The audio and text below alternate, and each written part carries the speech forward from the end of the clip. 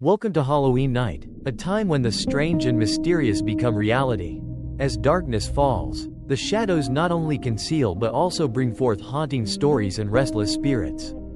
Today, we will explore 3 chilling tales, where mysteries from the past will be revealed. From thrilling chases in eerie forests to masks that carry a mysterious history.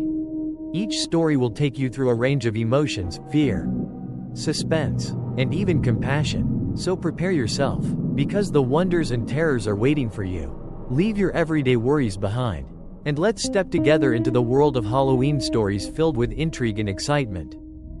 The Disappearance of Little Steven. Chapter 1. The Day of Disappearance. It was Halloween in 1955, and the autumn air carried a crisp chill through the streets of Long Island, New York. Leaves crunched underfoot, and the town was abuzz with children in colorful costumes, eager for the evening's festivities. The Damon family, like many others, was caught up in the excitement. Betty Damon, a young mother in her mid-20s, was out shopping with her 2 small children. Her son Steven, a lively 2-year-old with curly blonde hair, was seated in a small stroller, clutching a toy truck. His baby sister, Pam, nestled comfortably in his lap, her chubby hands gripping his shirt as he hummed a little tune. Betty's plan was simple: run a few errands, pick up some candy, and head home to carve pumpkins before taking Steven out for his very first trick-or-treating night. The thought brought a smile to her face as she pushed the stroller down the bustling sidewalk, her gaze flicking occasionally to the storefronts. But life has a way of changing plans in the blink of an eye. Around 11 a.m., Betty stopped at a local bakery. She parked the stroller just outside the door, right in front of the glass window, thinking she'd be back in a flash. "I'll be just a minute, sweetheart," she cooed to Steven. He looked up at her with his bright blue eyes, unperturbed. But that minute turned into a nightmare. When Betty returned, clutching a small bag of pastries, the stroller was gone. For a split second, her heart stopped. She blinked, scanning the street frantically, half expecting to see Steven toddling down the sidewalk. But he was nowhere in sight. Panic seized her, and she began calling his name, her voice growing more desperate with each shout. "Steven, Steven." People began to turn, their curious gazes landing on her as she stumbled down the street, searching for any sign of the stroller. But there was nothing. No Steven, no baby, no stroller. Just the empty sidewalk and the hum of a town unaware of the horror that had just unfolded. Within moments, police were called, and the area swarmed with officers and concerned citizens. They combed through alleyways, questioned everyone nearby, and set up roadblocks. But Steven had vanished without a trace, as if the Halloween air itself had swallowed him whole. Chapter 2. The Unraveling. The news of Steven's disappearance spread like wildfire. For weeks, his angelic face, framed by soft blonde curls, appeared on every newspaper and milk carton in the state. "Missing, Steven Damon, age 2 inches," was plastered everywhere. The photo a heartbreaking reminder of the innocents lost that day. The search was relentless. Betty and her husband, Jerry, barely slept, driven by a mixture of hope and despair. Every night, Betty would sit by the window, staring out into the darkness, waiting for her baby boy to come home. But as days turned into weeks and weeks into months, hope began to wither. Leads came and went, reports of sightings, strangers with children who looked like Steven, suspicious letters claiming to have him, all turning into dead ends. But then, one day, a letter arrived at the Damon residence. It was different from the others, more personal.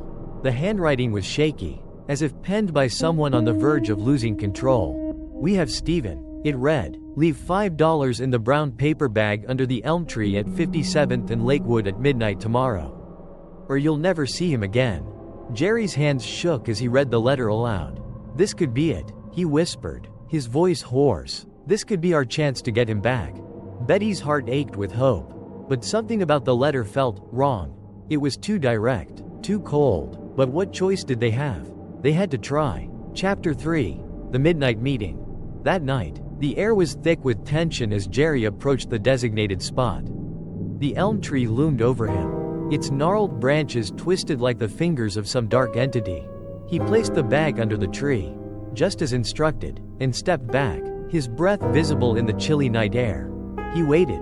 Minutes stretched into hours, the silence punctuated only by the occasional rustle of leaves. But no one came. As dawn began to break, Jerry's heart sank. He had known, deep down, that this was a long shot. But still, the crushing weight of disappointment nearly brought him to his knees.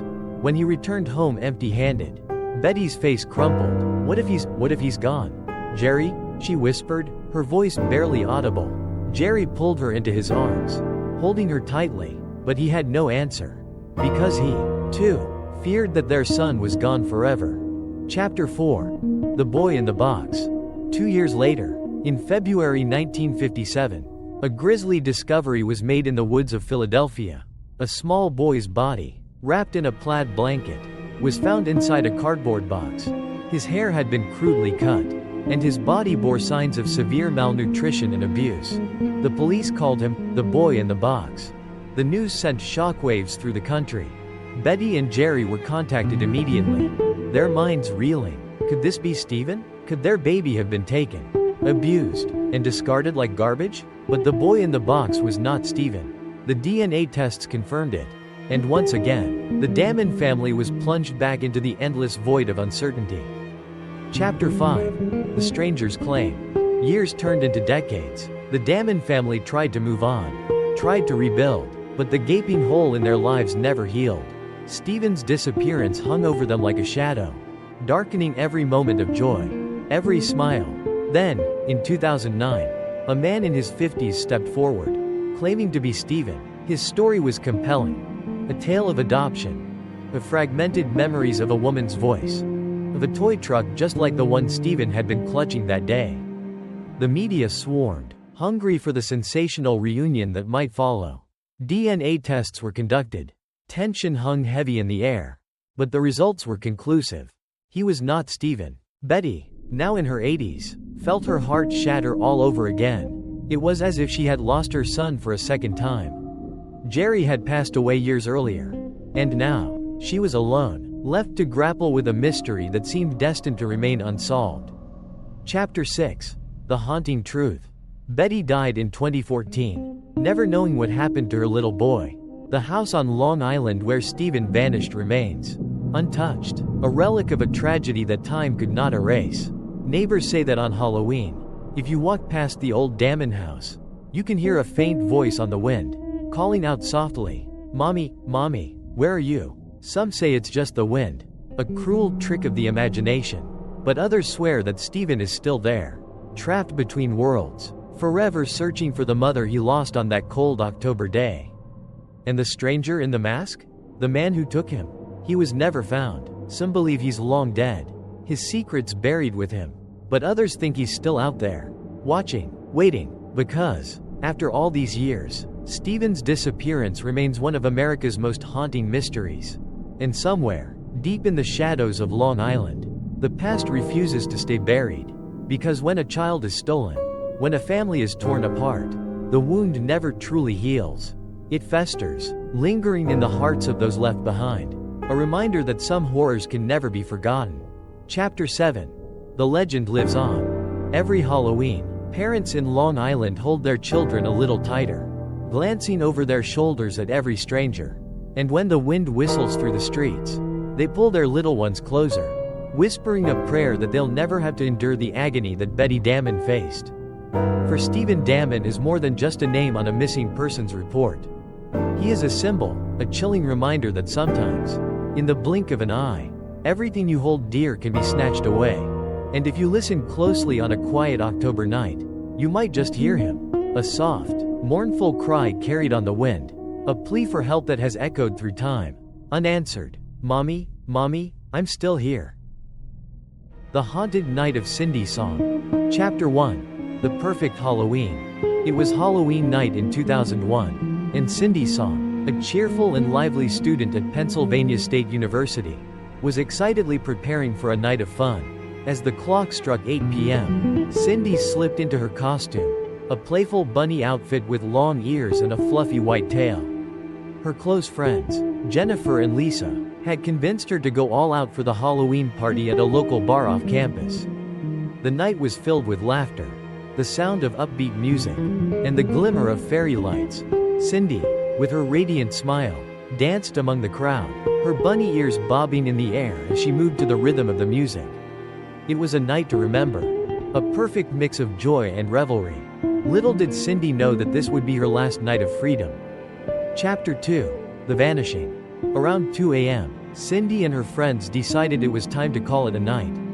They dropped her off at her apartment complex on West Clinton Avenue, a place she called home for the past few semesters. She waved them off, saying, "Good night, girls, I'll see you tomorrow." Her friends watched as Cindy made her way up to her second-floor apartment and disappeared behind the door. However, the next morning, Cindy's friends were puzzled when she didn't show up for their brunch plans. Calls to her phone went unanswered, and messages were left in vain. Concern quickly turned into fear when, by evening, Cindy still hadn't responded. Panicked, Jennifer and Lisa rushed to her apartment. The door was locked, but using the spare key Cindy had given them, they let themselves in. To their shock, everything seemed oddly normal, except for one thing. Cindy was nowhere to be found. Her backpack, cell phone, and purse were left untouched in the living room, but her keys and wallet were missing. There were no signs of struggle. No shattered glass. No overturned furniture. Nothing to indicate that a violent confrontation had taken place. It was as if Cindy had simply vanished into thin air. Chapter 3. The investigation begins. The police were called, and soon the small town of State College was buzzing with rumors and speculations. Investigators scoured Cindy's apartment and the surrounding areas for clues. They interviewed neighbors, friends, and anyone who might have seen Cindy after she was last dropped off. Yet, every lead came to a dead end. There were reports of a suspicious vehicle seen in the area that night, but descriptions were vague and unhelpful. Security cameras at nearby stores showed no signs of Cindy, and searches in the nearby woods turned up nothing. Weeks turned into months, and Cindy's disappearance became a haunting mystery that plagued the town. Her friends were devastated, especially Jennifer. They had been best friends since freshman year and were practically inseparable. Jennifer found herself drowning in guilt, wishing she had insisted on staying with Cindy that night. But more than guilt, there was something else, a strange sensation that Cindy was still out there somewhere, calling for help. Chapter 4. A Sinister Connection. 1 year passed, and the case had gone cold. Then, in a chilling turn of events, the name Cindy Song resurfaced in the most unexpected place, a remote farm owned by Hugo Selensky. A notorious criminal, Selensky had been arrested for unrelated charges, but during a raid of his property, authorities made a grisly discovery: remains of multiple bodies buried in shallow graves in his backyard. The community was gripped with horror and disbelief. Was Cindy among the victims? Could this twisted man be the key to solving the mystery? However, despite the extensive search, Cindy's remains were never found. DNA tests confirmed that the bodies on Selensky's property were not hers. But one witness came forward, a former accomplice of Selensky, claiming that Cindy had indeed been taken to that farm. According to his chilling account, Cindy had been abducted by a man named Paul Weekly, a sadistic figure who enjoyed tormenting his victims before handing them over to Selensky. This revelation sent shivers down the spines of Cindy's family and friends. Yet, frustratingly, the story lacked concrete evidence. Weekly's confession was deemed unreliable due to his criminal history and mental instability. Once again, the case hit a brick wall, leaving everyone in a state of agonizing uncertainty. Chapter 5. The Haunted Dreams. By 2003, Cindy's case had become a cold and eerie legend. Students whispered her story during late-night dorm sessions, and her smiling photo on missing posters became a haunting reminder of the unsolved mystery. But Jennifer, now graduated and working in a different city, could not let go. Every night, Jennifer was plagued by vivid nightmares. She dreamt of Cindy, standing in a dark forest, calling out for help. "Jennifer, I'm here, please find me," Cindy would whisper, her voice echoing like a ghostly wail. But before Jennifer could reach her, a shadowy figure would emerge, dragging Cindy back into the darkness. Jennifer woke up each time, drenched in sweat and heart racing. What if Cindy was trying to reach out to her from beyond the grave? What if these dreams were more than just a manifestation of her guilt? Driven by desperation, Jennifer reached out to a psychic medium, a last-ditch effort to find some closure. The psychic, a frail woman with piercing blue eyes, agreed to help. In a dimly lit room filled with candles, Jennifer handed her Cindy's favorite hair clip, a simple accessory she had worn the night of her disappearance. The psychic closed her eyes and began to murmur. The air grew heavy, and the flames of the candles flickered violently. Jennifer held her breath. "She's not at peace," the psychic whispered, her voice barely audible. "She's trapped, somewhere dark. There's pain, fear." But, suddenly, the psychic gasped, her eyes flying open in terror. "There's someone else, watching. A man. He's still out there. He knows." The candles blew out simultaneously, plunging the room into darkness. Chapter 6. The final clue. Shaken but determined, Jennifer contacted the authorities once again. Armed with renewed hope, she revisited the old case files and stumbled upon something curious. A single grainy photograph taken by a traffic camera near Cindy's apartment the night she vanished. In the corner of the image was a figure, a man in a dark coat, standing under a streetlight, watching Cindy's building. The photograph had been dismissed as irrelevant back then, but now Jennifer's gut told her this was it. Who was this man? She began her own investigation, tirelessly piecing together clues. Weeks turned into months as Jennifer's obsession grew. She tracked down former suspects, interrogated anyone with even a tenuous connection to Cindy's case. Then, one day, she found him. His name was Marcus Albright, a reclusive ex-convict with a history of stalking. He lived in a rundown cabin in the woods, miles away from town. Jennifer's heart pounded as she approached the isolated property. She knew this was dangerous, but she had to know. Chapter 7. The truth unveiled. The air was thick with tension as Jennifer confronted Marcus. His eyes widened when she showed him Cindy's photograph. For a moment, he hesitated, then sneered. "You shouldn't have come here," he growled. But just as Jennifer turned to leave, she noticed something. An old keychain hanging by the door.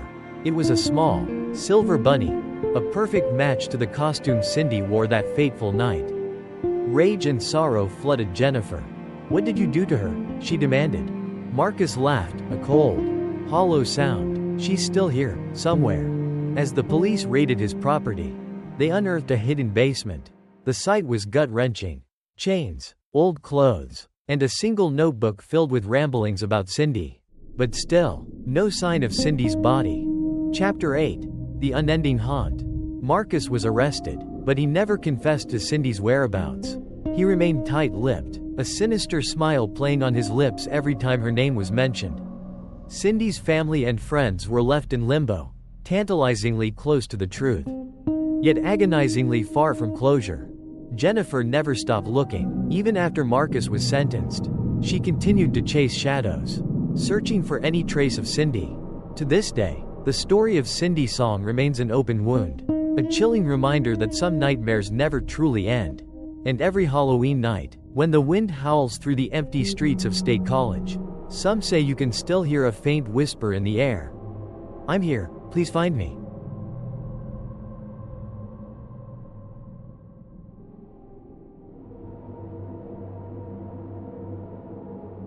The Halloween Night of the Forgotten Mask.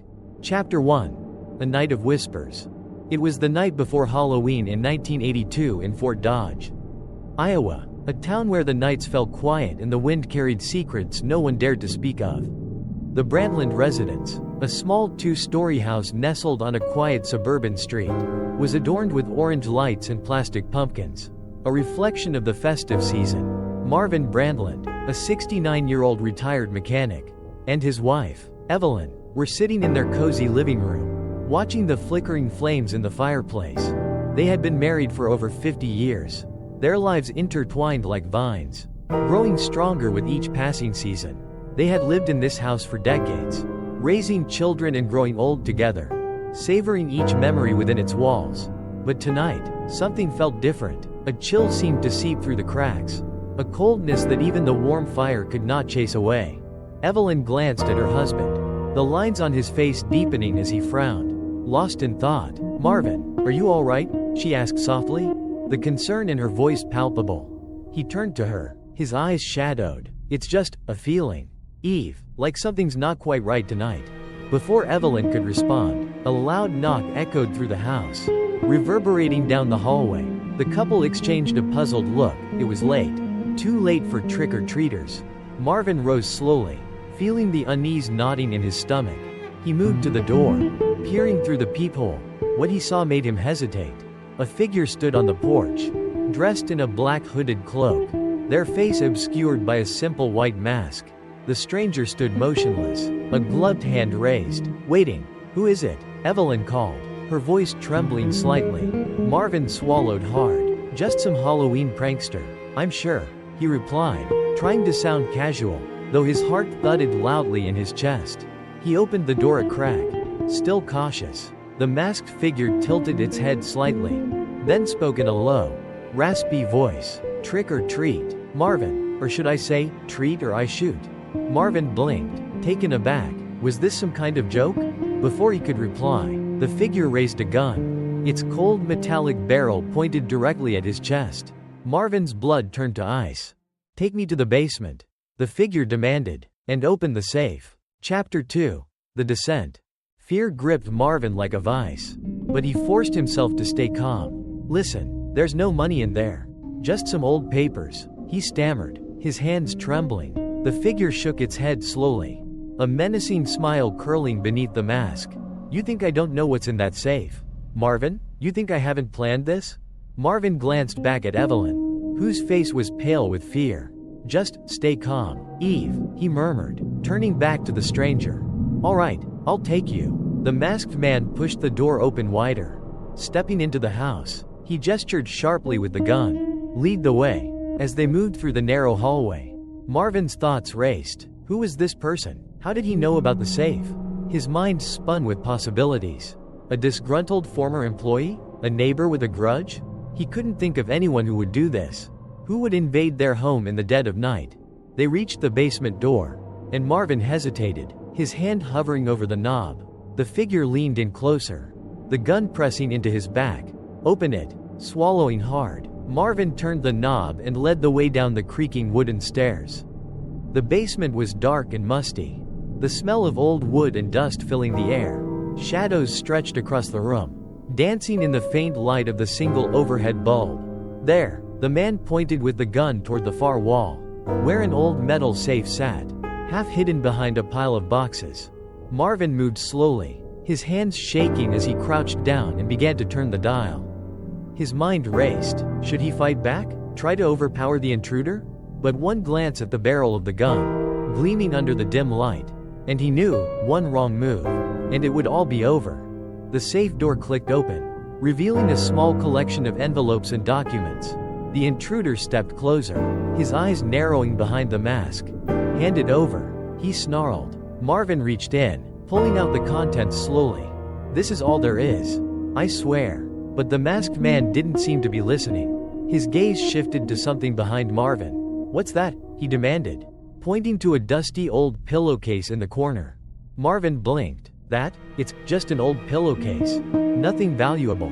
The intruder's eyes narrowed suspiciously. "Move." Chapter 3. The Struggle. Marvin stepped aside, watching as the man bent down, picking up the pillowcase. He seemed to study it for a moment. Then, with a sudden burst of rage, he hurled it aside. "You think I'm a fool, Marvin?" he growled. "Where's the money?" I told you. There is no money," Marvin protested, but his voice shook, betraying his fear. The intruder's gaze darkened, and in one swift motion, he swung the gun around, smashing the barrel into Marvin's face. Pain exploded in his skull, and he stumbled back, blood trickling from his nose. "Liar," the man hissed. "Please, don't hurt him." Evelyn's voice rang out from the top of the stairs. She had followed them down, her face pale and stricken. The masked man turned sharply, the gun now aimed at her. "Shut up, old woman, unless you want to join him." "No," Marvin shouted, struggling to his feet. "Leave her out of this." The intruder sneered, touching. "But I'm not leaving until I get what I came for." And then, in a moment that felt like it stretched into eternity, Marvin made a desperate decision. With a surge of adrenaline, he lunged at the man, grabbing for the gun. The two struggled, crashing into the shelves and knocking boxes to the floor. The masked man was strong, stronger than Marvin had anticipated. But Marvin held on, his fingers clawing at the man's wrist. "Let go. "You stubborn old fool," the man snarled. But Marvin didn't let go. He couldn't, not when Evelyn was in danger. And then, bang! The deafening sound of a gunshot filled the basement. Marvin froze, a searing pain shooting through his chest. He looked down, disbelief flooding his mind as he saw the blood spreading across his shirt. No, he collapsed to the floor, the world around him blurring. He heard Evelyn scream, felt her rushing to his side, but her voice sounded distant, like an echo in a tunnel. The last thing he saw was the masked man standing over him, the gun still smoking in his hand. Then, everything went dark. Chapter 4. The Unsolved Crime. When the police arrived, the house was silent, save for Evelyn's sobs. They found Marvin's body lying in a pool of blood in the basement. The safe open and empty, but there was no sign of the intruder. The only clue left behind was the pillowcase, now stained with blood, and a single white mask lying discarded on the floor. The police interviewed neighbors, searched for suspects, and chased down every lead. But the masked man had vanished into the night, leaving no trace behind. For years, the case remained unsolved, a chilling mystery that haunted the small town. Chapter 5. The legend lives on. Decades passed, but the story of the trick-or-treat murder lingered. Some said that on Halloween night, if you stood outside the old Brandland house and listened closely, you could hear Marvin's voice, whispering in the wind, "Leave her alone." He would plead, "Take me instead." And some claimed that if you ventured into the basement, you would see him there, struggling with the masked intruder, forever locked in a battle he could never win. The house has changed owners many times since that fateful night, but no one ever stays for long. They say the place is cursed, haunted by the spirit of a man who gave everything to protect the woman he loved, only to meet a tragic end. But the masked man? He was never caught. Some believe he's still out there, waiting, and every Halloween, when the night is at its darkest, he returns to finish what he started. Because, after all these years, he's still looking for the one thing he never found. The real treasure hidden in the safe.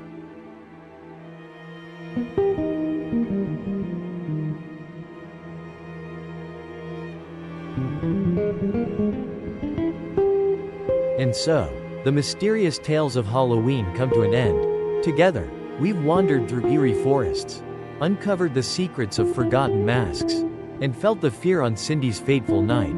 The wonders and terrors we've explored are not just fairy tales, they are parts of history. Vivid memories that we should never forget. Remember, in every darkness there is light, and in every story, there is a lesson. If you enjoyed these tales, be sure to hit like and subscribe so you won't miss the next adventures. Thank you for joining us this Halloween night. We hope to see you again in our next mysterious stories. Have a safe and exciting Halloween.